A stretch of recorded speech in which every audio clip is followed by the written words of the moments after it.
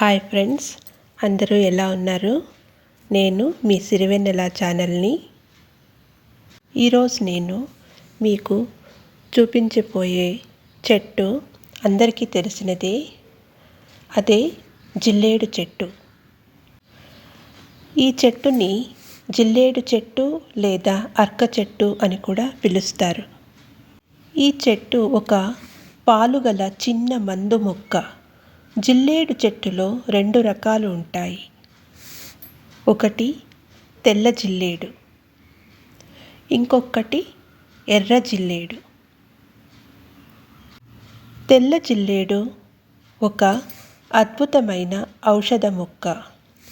దీని ఆకులు, వేర్లు, పువ్వులు మరియు పాలు దాదాపు అన్ని భాగాలను వివిధ అనారోగ్య సమస్యలకు విరుగుడుగా ఉపయోగిస్తారు.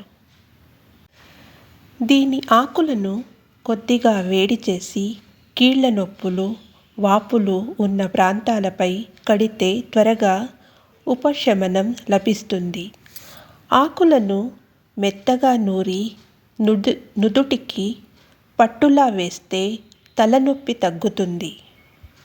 గమనిక: ఇక్కడ జిల్లేడు పాలు కళ్ళల్లో పడకుండా జాగ్రత్త పడాలి.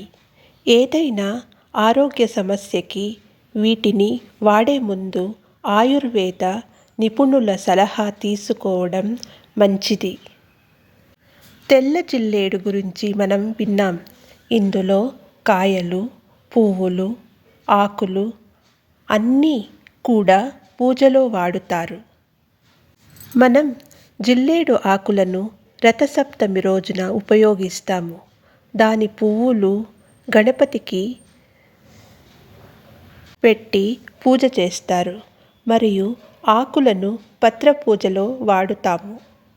జిల్లేడి వేరును ఇంటిలో పెట్టి వినాయకునిగా కొలుస్తాము. జిల్లేడు కాయల లోపల భాగంలో దూది ఉంటుంది. దానితో వత్తులు చేసి దేవుడికి వినియోగిస్తారు. తెల్ల జిల్లేడు చెట్టు వేరుని పసుపు పచ్చని బట్టలో కట్టి ద్వార గుమ్మానికి వేలాడదీస్తే ఇంటికి దిష్టి తగలదు. జిల్లేడు పూలంటే వినాయకుడికి, సూర్యునికి, శివునికి చాలా ఇష్టం. ఈ పూలతో పూజ చేస్తే ఎప్పుడూ వారి అనుగ్రహం మనకి ఉంటుంది. తెల్ల జిల్లేడు ఆకులని సేకరించి పసుపు కలిపి నూరి మిశ్రమంగా చేసి రాస్తుంటే కురుపులు తగ్గిపోతాయి. జిల్లేడు చెట్టుని ఇంటి లోపల పెంచకూడదు. పెంచితే ఆ ఇల్లు పతనమైపోతుంది. ఇవి ఎక్కువగా గుడిలలో, ప్రదేశాలలో ఉంటాయి. తప్పితే ఇంటిలో ఎవరూ పెంచరు. జిల్లేడు చెట్టు వేరును సేకరించి శుభ్రం చేసి రాత్రి నిద్రించే ముందు తలగడ కింద పెట్టుకొని పడుకుంటే దీనితో పీడకలలు రావు మరియు భయం తగ్గుతుంది. తెల్ల జిల్లేడు వేరుతో తేలు విషం, పాము విషం కూడా హరించే మూలిక.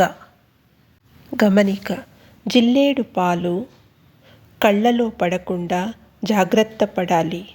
ఏదైనా ఆరోగ్య సమస్యకి వీటిని వాడే ముందు మంచి ఆయుర్వేద నిపుణుల సలహా తీసుకోవడం చాలా మంచిది. Thank you.